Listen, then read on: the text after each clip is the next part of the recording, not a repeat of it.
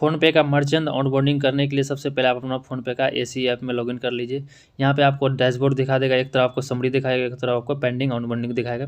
Summary में आपको दिखाएगा कि आप कितना एमएक्यू कब कब किए ये दिखाएगा, और पेंडिंग में आपको दिखाएगा कितना पेंडिंग है।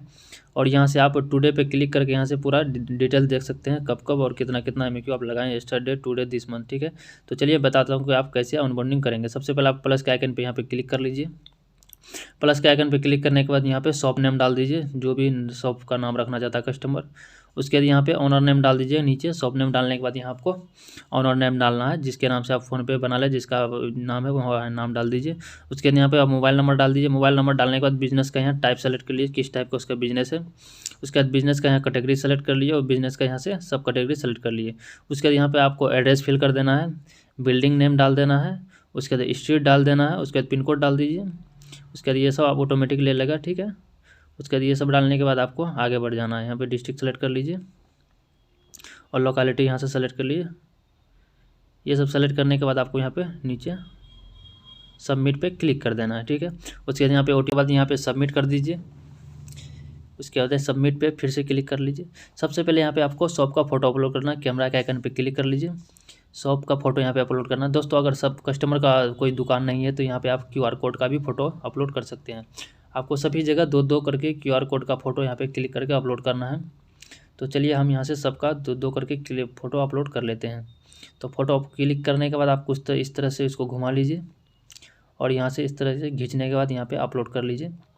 सभी में आपको दो दो करके फ़ोटो अपलोड करना होगा, अगर कस्टमर का शॉप नहीं है तो। अगर शॉप अगर है तो आप सही सही वहाँ से फ़ोटो अपलोड कर लीजिए। तो सभी में दो दो फ़ोटो अपलोड कर लीजिए।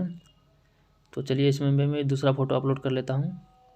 ऐसे क्लिक कर लीजिए, तो इसमें दो फ़ोटो हो गया। अब यहाँ से कैटलॉग में अपलोड कर लेते हैं। तो कैटलॉग में भी आप क्यूआर कोड का फ़ोटो क्लिक करके इस तरह से आप ये घुमा लीजिए और यहाँ से सबमिट कर दीजिए। ठीक है, और ये बिजनेस प्रूफ में भी आप यहाँ पे जो है कि क्यूआर कोड का ही फ़ोटो अपलोड कर लीजिए, कोई दिक्कत नहीं है, इसका सक्सेसफुल हो जाएगा। क्लिक करने के बाद यहाँ सही के निशान पे क्लिक कर लीजिए और कुछ इस तरह से इसको भी घुमा लीजिए।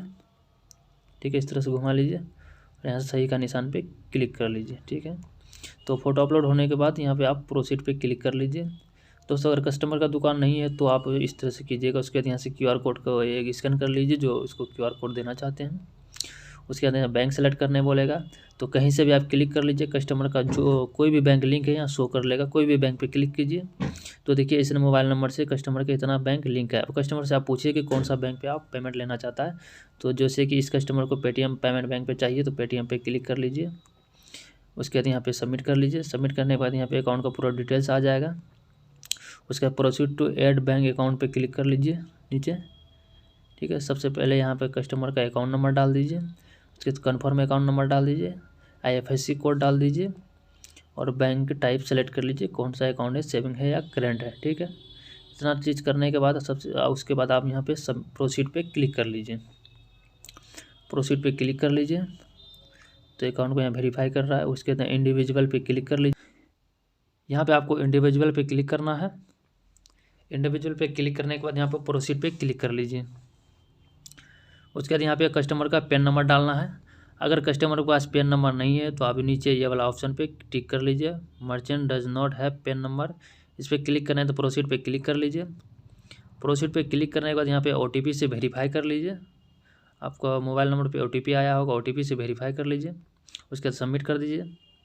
और यहाँ पे ड्राइविंग लाइसेंस या वोटर ID कार्ड दोनों में से कोई भी नंबर यहाँ डाल के आप प्रोसीड कर सकते हैं। तो इस कस्टमर का पैन नंबर है तो हम इसका पैन नंबर से ही KYC करेंगे। तो इसके लिए आप बैक आ जाइए।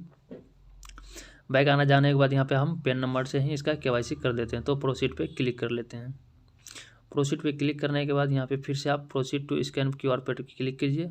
तो यहाँ से आपको QR कोड को एक स्कैन कर लेना है।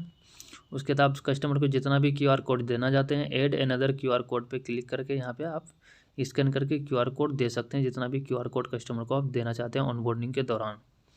तो कस्टमर को पूछ लीजिए कि कितना QR कोड चाहिए। तो इस कस्टमर को मुझे 2 QR कोड देना है, तो हम दोनों को यहाँ पे स्कैन कर लेते हैं। उसके बाद आगे बढ़ने के लिए सबमिट पे क्लिक करने के बाद यहाँ पे कैमरा के आइकन पे क्लिक कर लीजिए।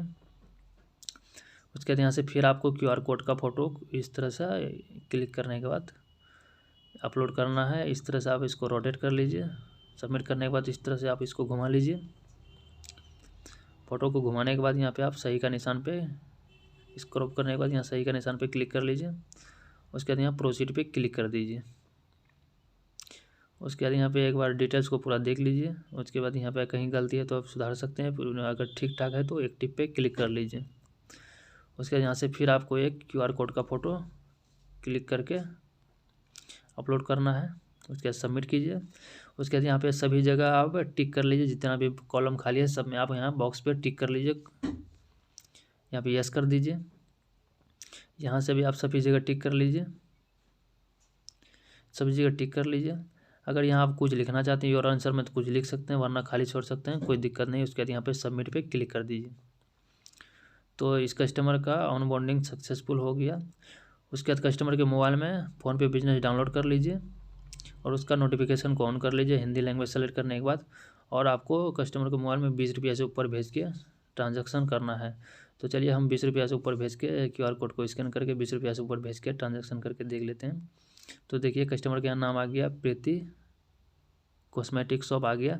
उसके बाद यहाँ से हम 20 रुपया भेज के इसको चेक कर लेते हैं कस्टमर के मोबाइल पे जाता है कि नहीं जाता है। ठीक है, तो देखिए यहाँ पे ट्रांजैक्शन सक्सेसफुल हुआ। दोस्तों अगर आपको वीडियो अच्छा लगा हो तो चैनल को सब्सक्राइब जरूर कर लीजिए, क्योंकि हमारे चैनल पर इसी तरह के वीडियो आपको मिलते रहेंगे।